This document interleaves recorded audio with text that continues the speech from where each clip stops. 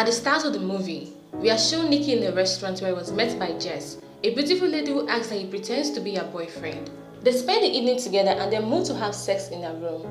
As they make out on the bed, her husband came in with a gun threatening Nikki's life, but he stayed unflinching. Nikki then revealed that where the man is now her husband and she's a con artist, as he saw her pick the pocket of a man flirting with her at the restaurant.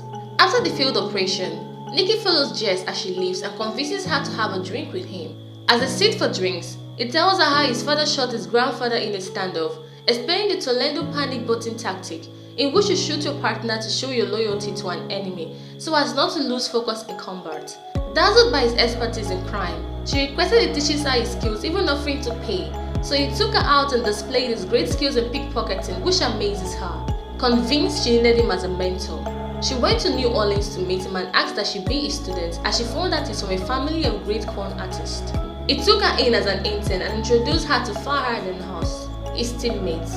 To test her skills, Farhad and Horst took her out to pick the pockets of people on the street, and she performed excellently. Officially welcoming her to his team, Nikki showed her around his crime den. We are then shown a montage of the activities of Nikki's group. As they take a walk in the den, Jess saw an expensive necklace that was stolen and asked to keep it for herself, but Nikki refused that request, stating all stolen items must be sold. As they spend more time together, they developed feelings for each other, and though Nikki tried hard to ignore his feelings, he gave in. One day, he visited her apartment and they made out passionately. In the next scene, we see Nikki appreciating all the con artists that worked with him, expressing his delight in their financial success and promising to pay them soon. Then, together with Jess, Nikki went to a football game with all the money his team has made. They went into the VIP section and there, they bet on random things, catching the attention of Leon, a rich chronic gambler. He and Nikki then went on a betting spree, raising the stake on each bet. Jess asked that he quit the game as he was losing each bet, but Nikki refused and continued, and unfortunately for him, he lost all the money his team earned to Leon.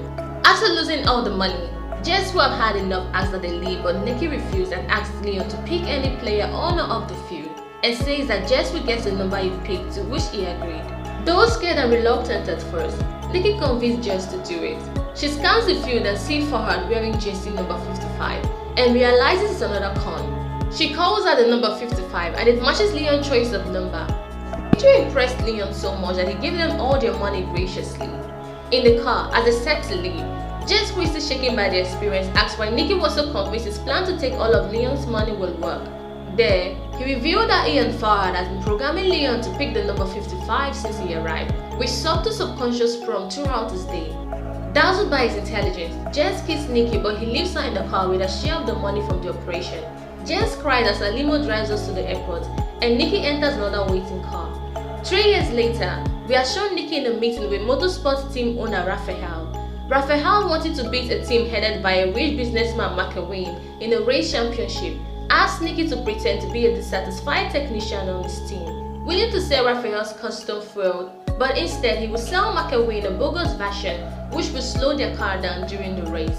He is also to fake beating up Raphael at a pre-race party to show he hates him to catch the attention of McElwain.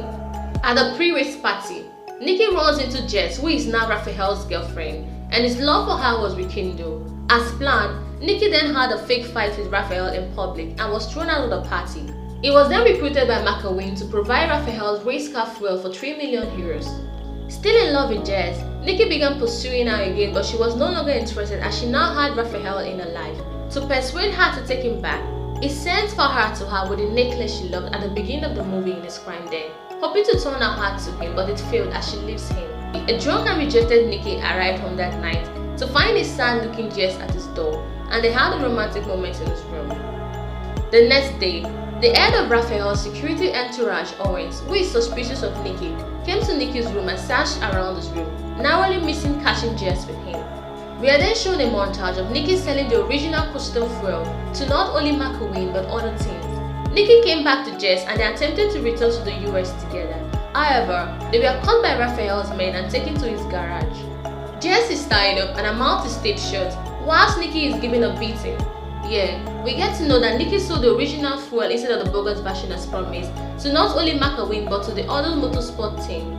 Raphael is convinced that Jess had something to do with Nikki gaining access to the original fuel and begins to suffocate her. To save her, Nikki explains that he gained access to the original fuel by tricking her into believing he still had feelings for her, and that the necklace he had given her was equipped to secretly record his password and login details. He explains that Jess was deceived and knew nothing about this. However, Jess now reveals she isn't Raphael's girlfriend and has only been trying to seduce him to steal his expensive watch and to make Nikki jealous, so there was no way she had brought the necklace close to him. Seeing that his cover is blown, Nikki then promises to come clean to spare Jess's life, but an impatient Owen shots him in the chest, causing a horrified Raphael to leave.